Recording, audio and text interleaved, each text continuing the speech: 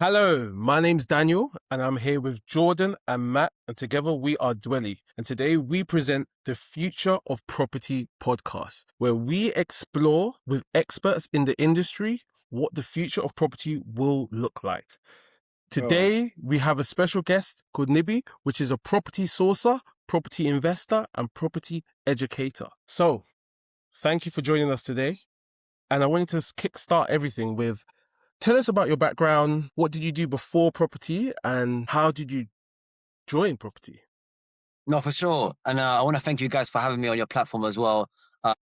Super excited to, discuss all things property with you all and talk you through kind of what my journey and where I think property is heading as well. So just to kickstart, so a bit of background. So I'm Nebi, uh, originally from London, so born and raised in Highbury. You guys might know it, Highbury. I'm not an Yeah. Arsenal fan, so if you guys are Arsenal fans, don't slay me. I I know like that. I was raised I like that. I was raised right next to the stadium. I could hear the fans. Whenever Arsenal scored. Good. So, I was raised by Eritrean parents. So, that's my background, ethnicity, and I was raised under a household where education was very very important. So, me and my siblings, we were raised to really value ensuring that we got good grades and we were doing well. We were doing our homework and everything like that. My dad he'd buy us a PlayStation, but we couldn't play it from Monday to Friday. It's only on weekends we could play it because the rest of the week we had to ensure that we were, working and doing our things. So yeah, I did well academically, so I got a degree in mathematics, then got a master's in mathematical finance, and then from there I worked straight into the corporate world, jumped into the corporate world, and then I was in the corporate world for 10 years. So I was working at different institutions within like the fraud department of like different banks, different consulting firms, and things like that. And if I'm being honest, like what got me into properties, I knew property was like a wealth builder. I think a lot of us we know that. But for me, I knew that I couldn't work and like I couldn't work in the corporate world forever. The first few years, I enjoyed it a lot. I realized that actually I wanted more freedom over my time. I wanted more control over the things I did, and I knew property was a vehicle that was going to enable me to do that. So I was quite young when I got my first property, which is even the property that I'm in right now, my residential. Right, I got this at the age of 25. Even saved quite a lot whilst I was at home, and I was quite fortunate. I make no qualms about it. Like my parents, they actually saved half the deposit for me to get started in property. So they were doing that in the background. I wasn't even aware because I was saving as if I was going to buy it on my own. But they actually advised me that, oh, we've got half the deposit saved for you. Um, Here you go. And the reason why I moved to Kent was because I was working here. I was commuting from London to Kent. So you got to think from Highbury to, I don't know if you guys know Kent much, Chatham, Gillingham, and that was a 5 day a week commute. So I was doing that for 3 years. And then when I got my first property, I already knew, okay, I want to buy more. Like that's what I want to do. And then after a few years, I started going to networking events. I started understanding about how you could actually buy more properties. You could release equity from a property if it's gone up in value and buy more, and then you'd be able to make a little bit of cash flow and things like that. So what really got me into property is actually is understanding that I wanted to just build wealth for myself, and it was ultimately through that I did it. Now that's a really detailed journey how you got into it, and really, how did you kind of find your first property? Was it just kind of searching through Rightmove, or was it kind of luck of the draw type thing? So I love that. I love the question. So is that my first residential or my first investment property? Investment property. So basically, so at this point, I had my residential for maybe about 3 years. I'd say where I was like, okay, you know what, I want to get buy to let. So I think after 3 years, I think it was COVID times these times. So when COVID started to settle a little bit, what I did is I released a little bit of equity out of this house that I'm in right now. So I released about £25,000, and at the time, I kind of moved back to Highbury, and I was staying with my parents for a few months because it was like lockdown, COVID, right? When I did that, I was able to save aggressively because I'm not paying rent at my parents, right? I'm just paying for this mortgage over here.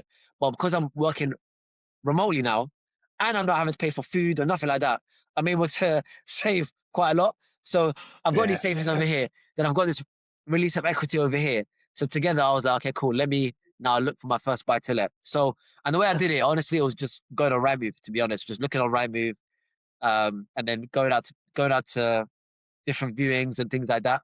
Well, I will say though, it took me ages to find my first investment property. Ages. It took me like I'd say a year and a half of searching, of going up and down Kent trying to find my first investment property. And the thing is, for me, initially I wanted to buy a freehold, but Yeah. I was finding it very, very difficult. And this is when prices were starting to skyrocket. So something could be up for like 150 and someone's buying it for 170. So you're just like, damn, I can't even get out the asking price. People Yeah. are just beating you to the properties. Eventually I was like, you know what? I just need to get an investment property. So I ended up getting a 2-bed flat in Gillingham, close to where I live. Because it was a good condition. At the time, the service charges weren't too bad. And it was, interest rates were quite good at these times as well. So I was like, okay, I'm going to be able to profit nicely from it. Let's make it happen. Yeah. So it was just a year and a half of grinding, trying to find a good deal. And then, I came across a 2-bed flat in Gillingham. And then, it took another 5 months for it to complete. All in all, it was like a 2-year process. But we got there at the end. And that was back end of 2022, I believe. When I got my first investment property, just before I turned Oh 21. wow. Yeah. Well, that's really impressive to be fair, to get it all done before 21. No, Fair play 31, to you. 31, no, 31, 31 is what I said. Yeah, yeah. No, it's still very impressive. Still very impressive.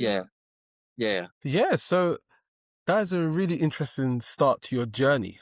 What skills do you think people generally underestimate that they need to get their first property? Or, what comes to mind, straight away when you said that, is that 2 words, perseverance and resilience. And they're quite similar anyway. Like, property is not easy. Like, maybe people make it seem like it's easy on social media and things like that. But what I have found, it's not easy. It's fruitful, and it'll be fruitful in the long run. But it's not easy because, especially when it comes to your first deal, it takes a lot of you got to be okay with getting rejected. You've got to be okay with going in front of estate agents, asking them tough questions, and being okay with that. It can be daunting as well. So it's kind of getting out of your comfort zone and just going out and actually, get to viewings. But I think resilience is key because it's not gonna, like, your first investment property. Number one, it's not going to be the best, and number two, you're not going to get it very quickly either. It takes time. So it's just being okay with getting rejected with an offer here, getting rejected with one here, maybe even one falling through as well. Like, I have mentees that I work with, right? And I'm working with a mentee where initially she had a buy to let fall through, and now I'm working with her getting a block of flats. But she was very down and out about the buy to let initially when it fell through. But these things happen, 1 in 3 deals fall through essentially. So it's being okay with all outcomes, but just doing your best. You can only control the controllables, right? And that's what getting to viewers, making the call sales agents and things like that. That's what I would say for sure. That makes sense. So I guess it requires a lot of resilience just to be able to push through that journey, going from non-owner to maybe owning your first and then owning multiple properties. 100%. Yeah. Understood. Okay, well, moving into, I have a question really about the business operations itself. Like, where you've moved from owning maybe a single property to maybe starting your portfolio, having a collection of properties, like, that business requires clients. How did you find, like, first clients and initial investors? That's if you have investors. I haven't asked that, just assuming. But is that part of your business model? Do you have investors? No. So I don't. No. So the way I've been able to scale is, so I spoke through my first investment property, right? That was releasing equity and then having a lot of savings. And then after that, when I bought my block of flats, that was actually through, again, releasing equity from this property again, but then actually speaking to my younger brother and saying, yo, do you want to buy a block of flats together? Because Wow. because after that first flat, it was a leasehold, and I was like, I don't want to own the leasehold. I don't want to own a leasehold again unless I own the freehold. Does that make sense? Right. So that's when I was like to my younger brother, let's buy a block of flats. So then when I got his buy-in, I was like, cool. So we set up another company, and then we was able to then, we could talk about it in a bit, right? But then we was able to then buy a block of flats. So that's how I was able to actually, obviously, have the number of properties that I have. It was through, like, releasing equity, even, and then actually looking at my younger brother and being like, come on board, let's do this together. It's good to have that. It's good to have a brother that will go into business For sure. in For that sure. kind of way. Yes. And what I'll say is that, like, me and my brother were very, very close friends as well. Like, if you're going to do business with someone, not only must you like them, more importantly, you must trust them. Exactly. Like that, there cannot be any element of doubt. I mean, my brother, obviously, we trust each other, right? And the good thing is, if one, I mean, we would never try to do anything like deceitful to each other. But even if we did, we have our parents to answer to. That's the thing. So Family there's business. there's that extra element of like, you know, security in a sense, right? Accountability as well. You Yeah. know, there's a, as his older brother, I have a duty to ensure that he's looked after. Do you know what? That's cool. That's so interesting, because I always hear never do business with family. Right. I always hear that, and Yeah. and do you know, I've only done business like from the beginning of my journey with my sister, and There we go. Yeah. of course you have your ups and downs, but I always think family, you should be able to get to an agreement, like we're blood. So I'm not sure if you have had any disagreements. How did you deal with that to kind of help anyone that thinks to go into business with their family members? I'll be honest. This is me, frankly, me being very frank. Me and my brother, we don't really have disagreements when it comes to the business, because I have a little bit more experience than him. He kind of he lets me like a lot, like take the lead, things like that. But I make sure that he's in the loop of everything that we're doing. Ultimately, he's also a director in the company, right? So and a shareholder as well. So anything that I do, and any big decision I make, like I'll run it by him. If it's like small things here and there, he's happy for me just to do what needs to be done. But yeah, I mean, the only thing where we might have like not even disagreements, but I'm somewhere where like, let's say we need to do like new mortgage application or anything like that. I'm like, yo, we need to get the stuff over to the broker now. Like, not trying to waste no time. So I'm like, I'll call him like, bro, get it over in the next hour. So, and then because I'm so like that, if he's like in the middle of something, he might be like, oh, let me go over there today, or things like that. But other than that, like, there's no real. If I'm being real, like me and my brother, we don't really have like any like fallouts or any disagreements like that. And that's why I said like it's so important to make sure you like the person and you trust them. Both things have to exist. One can't exist. It can't just be one. If you trust them and you don't like them, then it's gonna be you're not gonna even enjoy their presence. And if you like them but don't trust them, then obviously you can't do business with someone you don't trust. No. Those two things have to be there for it to work. And with my brother, it definitely is there. No, that makes a lot of sense. It kind of follows on to our kind of next question, really. And for you as a business owner, what is your day-to-day actually look like running a business? I can imagine, obviously, if you said you've got a block of flats there and you've got multiple properties running with your brother. So how does your day-to-day look? So with the block of flats, we have a letting agent that manages it for us. Just because it's up north, it's in Yorkshire. So currently, they let me know what's going on. So if there's anything that needs to be done, if a tenant, for example, is moving out, things like that, then I might give them a call just to understand a little bit more of what's going on. I'll need to obviously approve, because it's 4 flats, right? Sometimes there might be like an electrical works or report that needs to be done, like an EICR or just little maintenance here and there. So I'm always in direct communication with the letting agent just to make sure that the running of the flats is smooth.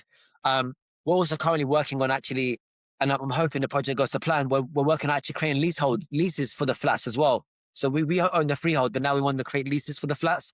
So that's been a big project that's taken up a lot of my time. And so we're hoping it goes to plan. It's one of them where we hope that, we get the kind of valuations that we want on the flats. If we do, great. If not, then that's still fine. We're still cash flowing from it very well. But that's also taken up a lot of my time as well. Other buy-to-let here in Gillingham, I manage it myself. So sometimes, maintenance issues, anything that comes up, as you can imagine, I obviously have to dedicate some time to that as well, chasing rent, things of that nature. So yeah, I obviously manage that as well. I'm also big on social media as well, just talking about my property journey, things like that. So I'm also on social media, posting a lot. I've got a YouTube channel.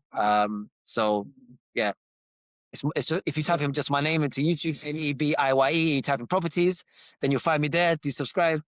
And watch as many videos as you can. Because I try to connect to those that are actually starting out in property, especially, so that because for me, I don't feel like I'm that many steps ahead of someone that's just starting out. So it's just to ensure that I'm relatable to those that are just getting started and like finding it daunting. So I make sure that I'm on social media, kind of providing information and knowledge and inspiration to the people that are watching. No, you're definitely doing that. You kind of mentioned regarding you speaking to your letting agents and obviously you managing your property in Gillingham yourself, really. What systems and tools do you use to do all kind of stay connected to everything? So to be honest, like so currently, just because it's only one flat that I manage myself, there's no real actual systems that I'm currently using. So for what I will say though is for like the tenant find, and this is what I generally recommend to people. If you're going to manage it yourself, do the tenant find with a letting agent. So what that means is because they'll have systems in place, right, to do everything. So whether that's the credit check, whether they're eligible to actually live in the UK, their affordability check, and then the ID check and everything like that as well. And then also they will do the gas checks and electrical checks at the beginning. This just ensures that you're compliant from the start, because it's a lot easier to be compliant at the beginning and stay compliant than it is on your own to just be compliant at the beginning. Compliance is big. As you guys know, right, the renters reform bill is going to go live in a month and a half. And if you're not compliant, man, who knows what the council can do, right? They might be lenient or they might whack you with a £40,000 fine. We don't know yet, you know? So that's why like compliance is everything. So yeah, so I mean, the one AI tool I'm using at the moment, and it won't say like that, right? Especially as I scale, is just ChatGPT at the moment. That's just the main thing that I'm using. But yeah, that's kind of how operationally I'm working. Like I say, with the flats up north, where that's with the letting agent, they're the ones managing it on a day-to-day, and we're just in communication via email and via telephone. Understood. It sounds like there are quite a few moving parts there. You previously mentioned a project you've got going on, wanting to create leases for the flats that you have up north. I wanted to learn a bit more about that, just the difference between owning the freehold, creating leases, and what it means for you, what it means for your customers, tenants, whoever else will be taking the properties. And then I have a second question more about those smaller components you've mentioned, letting a property manager do the tenant find, all the compliance checks and all those things. Maybe we could start with that bit about creating leaseholds. What does that involve? So essentially, it's called title splitting. Essentially, is what it's called. It's a name that's given in the industry. And Did you say tower splitting? Title splitting. Title splitting. Yeah, title splitting. So essentially, the essence of what we're trying to do is so when you buy a multi-unit block, like a block of flats under freehold title, essentially you should be getting it for a discounted rate because you're buying the whole block, right? Like, but if you were to now, but you can't. But if it's under one title, you can't buy any flat individually as of yet. So when you create leases, what that then does is it gives the flats its own intrinsic value, right? Mm. So let's say, just an example, let's say you find a block of flats on Rightmove, it looks good, you buy it for 300 grand, and it's a block of, let's say, 4. But when you've done your research, though, what you realize is actually those flats individually, they're worth probably about 120. So what that then means is that if you're then able to tile split it, you get the valuations that you want, the surveyors go in and they agree with your values, and the new values is essentially 120 times 4, which is 480, right? You bought it for 300, you've got this new value now, 480. If you're then to refinance it at 75% loan to value, you'd essentially be able to pull out all the money you put into the deal. So that's a perfect deal I'm talking about here, right? We know that obviously not all deals are perfect like that, but that's essentially, it's just the leases. By adding the leases, you essentially can create uplift in value because buying it as a whole one block, it has to be at a discount rate because not everyone can do that. Not everyone can buy the whole block, right? But a lot of people will want to buy maybe one flat here, one flat there to either live in or to buy it to rent out to someone else. Hence why the sum of the parts should be more than the whole. If that makes sense. Yes, Yeah. that does make sense. Yeah. It's a strategy that is not often spoken about. But no, it's not at all. Yeah. It's not just. I actually found how I even found about the strategy was just going to networking events again. Right. And just meeting guys there that were doing it. That were buying block of flats. Because they even said, because one of the guys I met there, he even said to me like, "How come you bought a flat like a leasehold?" And I was like, "Oh, okay." And he was like, "Yeah, we buy a block of flats." So when he was telling me about it, the more and more he told me, I was like, "Oh, this makes sense." And I thought, okay, let me do this. And then I spoke to my brother, and then he was like, "Yeah, let's do it." So that makes sense. You mentioned a bit there before about tenant fines and yes, and if let's say, well, you said something there like you would recommend people giving that over to a property manager, to a estate agent. Yeah. So what I would say is this: is that the day-to-day managing of it after the tenant find, if you know the general laws, the compliance laws, you can manage it, right? Because when I say giving over to a land manager, I mean especially the beginning part. So because there's different services that land agents will do. Some will just do a tenant find at the beginning and they give you the tenant and then you manage it after, or some will actually fully manage it for you, right? Like the ones that the letting agents up north are doing for me. The reason why I say you should do at least a tenant find is because when the estate agent does a tenant find at the beginning, they go to make sure that all the compliance is set up correctly. I mean, provided they're good estate agents, yeah. So yeah, but if they're good, reputable estate agents, they're gonna make sure that when they do the tenant find, they're gonna assess that prospective tenant from all sides, whether it's an employment check, verification check, references, credit check, everything. And then so that's key. And then what's also as important is they're going to do all the initial regulatory things at the beginning of the tenancy as well. So what is that? It's ensuring that when the tenancy has been agreed and signed, they're sending the how to rent guide, they're sending they're doing the gas check and sending it, the EICR and sending it, and the EPC and sending it to the tenant at the beginning of the tenancy. If the letting agent does all of that at the beginning, then it's like managing it after. It's not going to be that difficult. Yeah. I mean, you still need to know the compliance side of things, but it's the beginning part that you need. It's essentially the beginning part that's actually the key. Because if that's compliant, then generally you just stay compliant, right? You do your gas checks every year. You know, you inspect the property every so many months, wherever you're comfortable with. You do your EICR, your EPCs in the respective time periods you're meant to do them, and then it's okay. But if you mess up at the beginning, then that's where problems can arise. It's very long. So that's why I say that. Yeah, if you're comfortable managing it yourself, great. But just make sure that that tenant find part is done properly. You know, and hence why for most people probably makes sense to actually use a reputable estate agent to do that. Yeah, that makes sense. It sounds like it would, for someone not using a reputable estate agent, it sounds like create a lot of headache. It'd be a lot of like moving parts to manage. Yes. And that kind of makes me wonder, like, what in the day to day, what are the biggest, like, maybe not even just at the point of setup, but like where it concerns managing properties, managing a portfolio of properties, where are the largest operationally, where are the headaches coming from? I'll say two things. Yeah, tenants paying late. they're running late. Yeah, That's number one. yeah. You know, so and then managing that. So, and it's a learning because you want to be balanced as well. Like you don't want to be threatening and telling them no, if you don't pay, you're out. You don't want to be like that, but at the same time, you don't want to be too soft either. So it's a balance that I'm learning. So there's that, and then and then also I guess it's maintenance as well, right? You know, when there's like maintenance that needs to be done and it's costly, you're like, oh, how do we get here? Like why was this not checked or reviewed earlier? You know, so I'll say those things. You know, I think as long as you've got good tenants in there, your life shouldn't be difficult. That's why that a tenant find part is so important at the beginning. Because like operationally managing a portfolio is not that difficult if you have good tenants. Yeah. If you have a bad tenant in there that's just stopped paying rent completely or messing up the house or stuff like that, then this can become a headache. But as long as you do your checks properly at the beginning, then you should hopefully not really run into those type of headaches, to be honest. But that's what I would say though. I say like, yeah, I mean generally speaking, I think the chasing of rent and just making sure you're keeping on top of everything when it comes to the properties as well, that they're maintained well. Because we do have a duty to tenants as well to make sure that the standard of the homes are good. So if anything ever breaks down or whatever, I'm always on it. If a letting agent tells me, oh, this has happened, or there's some mold here, or it's damp here, it's getting fixed straight away. Yeah. I can imagine, obviously, managing so many properties, especially kind of communicating with the tenant, it can kind of be a handful if you've got so many different tenants and they're all trying to contact you and send you different emails from various different times.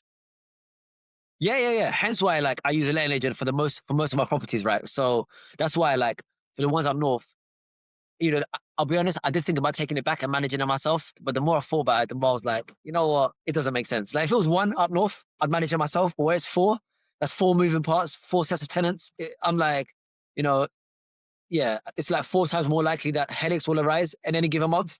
So better to have a good stages. I think for me now, managing that at the moment, I think for my Gillingham one, where it's so close to me, it makes sense now for me to manage it.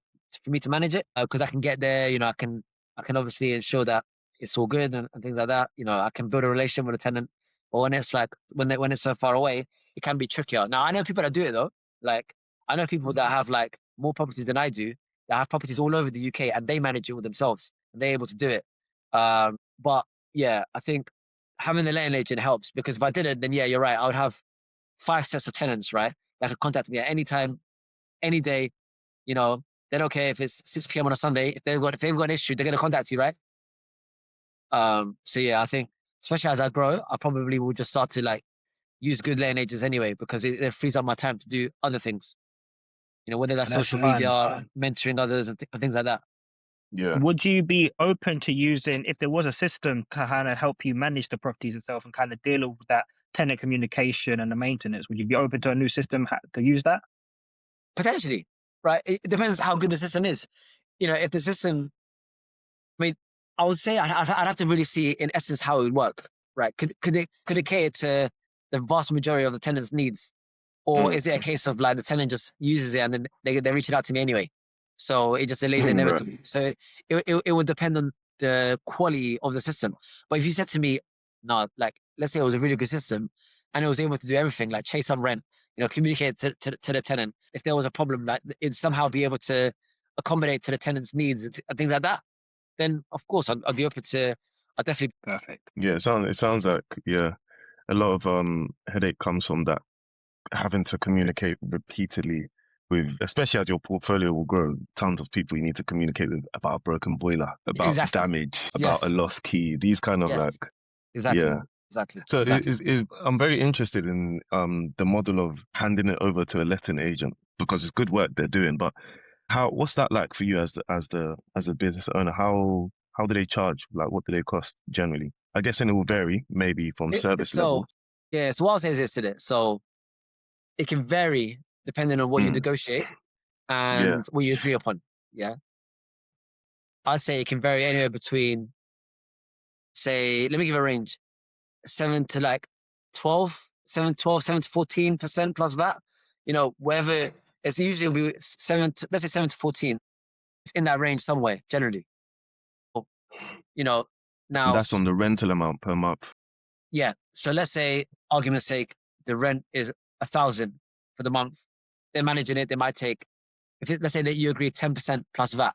So 10% plus VAT, that's 12%. So they'll take £120 from the 1,000 and they'll pay you 880 straight into your account. Makes That's sense. how that would work. Nice. And that's as simple as the pricing structure is, just percentage based. Do you encounter other like property managers that try to add in like maybe auxiliary fees, or was it just generally just a flat percentage kind of thing? So what I'll say is this, generally is that, yeah, where you can get stung is they might have their own contractors and stuff like that, right? So, you know, for example, I might know a guy that could do a gas check for me for like 60 quid, yeah? But they might use someone that can do it, that's going to do it for like 90 plus VAT. I'm like, yo, I might as well just use my guy because I'm saving like 50 quid if you include the VAT in over there as well. Things like that. So not that they would just, so yeah, things like that can happen. But outside of that, generally, if they're managing it, it's just a fee. It's just a percentage fee they take from the rent every month. Now, of course, the maintenance, you'll cover that. That'll be for you to cover, you know. But there'll be things included within that service, right? So, you know, they may be inspecting your property twice a year as well. And then there shouldn't be any extra fee when it comes to that, right? Yeah. So, and then, you know, and yes. So, yeah. That makes That's what I would say. sense. Very, very interesting. It's good to hear the structure of how they work. So I wanted to touch on the renters bill. Of course, Yeah. I know it's a big, big topic at the moment, and as we know, it is coming in. I've been speaking about it maybe since 2024. I would say, Yeah. yeah, where there was a lot of rumors about it. So with this coming in, how does this change how you operate as a business, your approach to business? How does it affect your mindset when it is in place? So for me, I'll be honest, it doesn't affect me that much just because I've got tenants that are pretty good across the board. So, you know, I'm compliant. So if you're compliant and you've got good tenants in there, you know, I said, you know, reasonable tenants, let's say, then it's not like there's not much that changes. I just have to ensure that I'm on top of the law and make sure that my assailants up north especially know what's going on. What I will say though is that like, if you just look at it as a general, then yes, the reason why the renters' rights clause is in there is to give tenants more protection. But what I would say is that it's in anything that that comes in, it can work in both ways, right? So what I say by that is one of the biggest things that's happening with regards to the renters' rights bill is the abolishment of Section 21, as you might know. Right? So previously, you could, after a tenancy, evict a tenant with no fault, like give them 2-month notice, and then if needed, go through the court proceedings, and then the tenant would eventually have to leave your property. Now you can't do that from May the 1st. Now, people might look at that and be like, great, like tenants now can stay in the property unless they do something wrong. True, that it definitely does give that. However, it benefits landlords as well in a different way. Now you might say, how? Well, previously, a lot of landlords, when tenants were like not paying their rents and things like that, they were just using the Section 21 route because it was easier to get them out that way. So what would happen is a tenant wouldn't get a CCJ on their account, and then they'll be able to finesse the next landlord because their credit looks good. Now you can't do that. Like if a tenant really goes into serious rent arrears, they have to all go through the Section 8 route, and then what will happen? They'll all get CCJs on their credit files as well. If I now know if I've got vacant property, I'm looking for tenants, and a tenant has got a CCJ on their account, they're not coming into my property. I'm telling you that. So it actually, in the long run, it's going to benefit landlords as well, because then actually you're going to get a more accurate view of a tenant profile. So I think with the Renters' Rights Bill, yes, it will give tenants more protection, but at the same time, I think it's going to enable the bad tenants to be weeded out quicker over the long term. I think initially it's going to be tricky, but eventually when tenants are in serious rent arrears and things like that are evicted, then it's going to be known amongst landlords, their profiles when they try to apply for other, rental properties. But I would say for the vast majority of people, me included, right, it's just about ensuring you're on top of it when it comes to compliance, making sure you're, the standard of the homes are a good standard. You can't afford to have like damp mold sitting there in flats or homes no more, because council could come down on you. So it's just important that if a tenant reports a problem, fixing it reasonable time. And you're doing your compliance checks as well, your gas checks, the electrical checks, PCs, things like that. Make sure you got smoke alarms and things like that in the property that work. Do those checks. As long as you're doing that and you got good tenants in there, I think you'll be good. To be honest, I think another thing I'll say as well is that getting rent insurance is key as well. Rent cover. Do you know that? Yeah, like especially if you're onboarding a new tenant, you don't know them that well. Obviously, you've not got no history with them personally. Getting rent insurance, I think, is great, because provided you follow provided you follow everything as part of that rent insurance package, then if the tenant falls into rent arrears, they'll pay out essentially, and you'll be okay. So I know a lot of people, they've been saved because they've had rent insurance there in place. Because if you don't have that, then it can be a hefty bill that you have to pay. Now that's amazing. I think, especially kind of looking into the Renters' Bill, like on a global or national scale, really kind of focusing on kind of not only just helping the renter but supporting the landlords. Because you have a lot of landlords who be kind of scared of the process, thinking it's going to affect them. But it seems on a base level, it's going to protect everyone. I just wanted to kind of go more back to your kind of business development videos. Like, what habits have you helped you kind of grow your business? What habits? Oh, that I've had, that's helped me grow my business. Yeah, is that the question? So I would say discipline. I'll say ensuring that I'm on it every day, right? So whether it's me looking for new deals and I'm doing that every single day, whether it's me posting on social media and I'm doing that on a consistent basis, whether it's me working with my mortgage broker solicitor on, like, for example, with this title split project, that I'm just on it every single day. It's just, I would say, doing the thing that I know I need to do, even sometimes when I don't want to do it.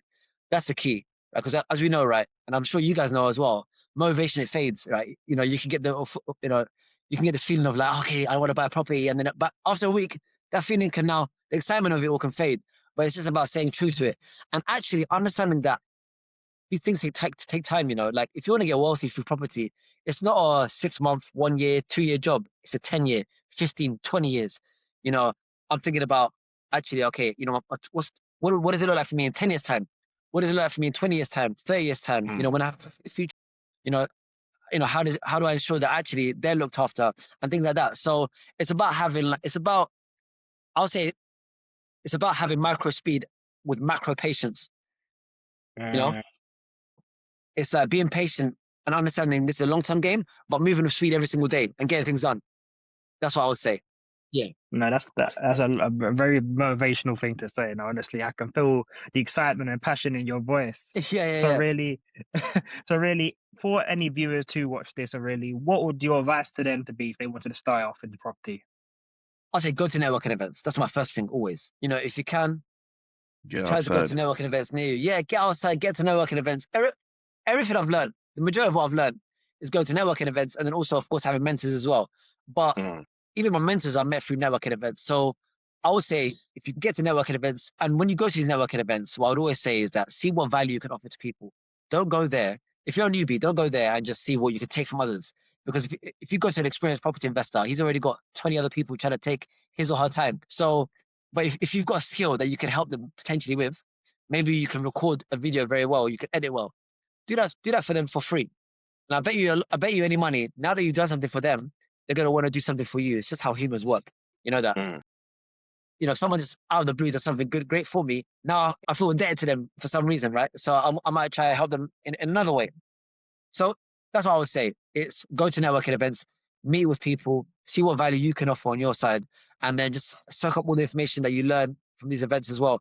A networking event is what, 10, 20, 30 quid maybe? Like it's a low barrier to entry, but you get so much value from it and you can learn much as well. That's how the majority of people got started in property that I've done pretty well. It's by going to networking events and learning from others. That is amazing. Perfect. Thank you for that answer. And then really finally, we'll have just closed off the chapter of the podcast. What excites you most about the future of property? Man, I think for me, so many different things, right? I think one is obviously my own portfolio, seeing how, I can further scale it, continue to work with my brother as well, seeing how we can go from one block of flats to more and scale that. I think also for me, I'm helping a lot of people as well get on the property ladder. Like people that would have thought that they couldn't actually buy properties. I'm helping them buy their first residential property, their first buy to let. Mm. There's even people that don't have any properties and I'm helping them buy their first block of flats. So last week, there's a mentee that I have and she got a block of 2 flats offer accepted. So I'm working with her now on actually purchasing this block of 2 flats and she had no properties. You know that. So it's possible for people. I think with property, look, property values in the long run, I think will always climb. I think it's a great hedge against inflation. Yes, there's a lot of noise now. But when there's a lot of noise and people are fearful, that's the time to be greedy. For me, I'm hoping to hopefully get more properties this year. Whilst landlords exit the market, it's a great opportunity to buy. And I'd even say actually this year is actually a great opportunity, I think, for people to get started because there's a lot of there's a dark cloud essentially right now. There's a lot of noise. People are saying about how property is not it anymore and things like that. The renters' rights bill is going to do this. But look, over the last 50, 60 years, how many different legislations have come in and out? How many different laws have come in and out? Well, property is still stayed and maintained. So, and the most successful people in property are the ones that have been in it the longest. Do you know that? Like the people that I know that are super successful in property, they've been doing it for 30 plus years.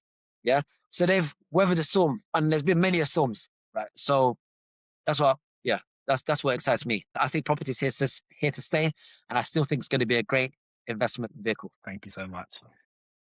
All right.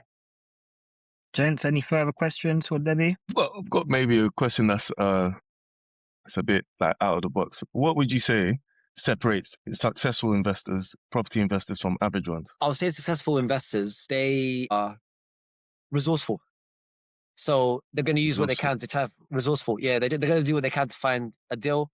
So they might not only use Rightmove, they might use other tools as well. I use other tools. I don't just use Rightmove, right? I use that property filter. I use other tools like that to try to find good deals. And then also I'll say that they are action takers as well. The average investor sometimes the average investor might get stuck in analysis paralysis and never actually move. A successful investor, I think, is one that invests and doesn't lose money. It doesn't have to be a slam dunk deal. If they're just buying properties and they make a decent money every property, to me, that's a successful investor, right? It's the one that actually moves. That's a successful investor to me. The average investor is the one that just stays stuck and doesn't do anything. So just get into it. Just let's get into it. Yeah, I hear it. Yeah. Very true. And my last question to round off is, with the rise of AI, everyone's speaking about AI everything. What do you think, or how do you think AI will affect the property market in the next 2, 3, 5 years? I think same way it's affecting other industries, right? It's about how AI is here to stay. I think we can agree on that, right? And it's about learning how to use it. So I think AI is going to be adopted more in property. People are going to start to use it for the different things that we spoke about, whether it's managing a tenant, whether it's for tenant fines, whether it's for deal analysis. I think AI is going to be more prominent in these areas. So it's actually about how do we ensure as property investors, we know how to use it for those things, right? And use it as a supplement to our business. So I think it's going to be there's one thing I think is going to change is AI is just going to be more prominent within the property industry. So it's about actually, it's either you adapt and learn how to use it effectively, or you don't. And if you know how to use it effectively, it's just going to help you. In the same way, AI will help you in any other industry if you know how to use it effectively. For sure. So thank you. First of all, I want to start by saying thank you to all three of you. I've fully enjoyed the podcast. I love the questions. Yeah, hopefully we can do this again sometime soon. Yeah. I'm hoping that your viewers will get a lot of value from this. And to the viewers that are watching this, if you want to get started in property, like I mentioned, just go out there, get out of your comfort zone, go to networking events, speak to people, connect with people, build relations with people, and slowly over time you'll get there as well. I'm not special at all. I've just gone to networking events, learned, and then through that I've just started buying properties. That's all that's happened here. And if you're watching this as a viewer and you've actually got to the end, that's a good sign. That means that actually you are somewhat committed. So take that as a positive already, and then now build on it. Set yourself a goal, and that could be I'll go to one networking event this month or something like that, and then let that be a catalyst for momentum after. And then from there, continue building. I'm sure you'll be able to hit your goals. Thank you. And to all our viewers, thank you for watching the Future of Property podcast. And we hope that you enjoyed it. Make sure you subscribe, and we'll see you next time.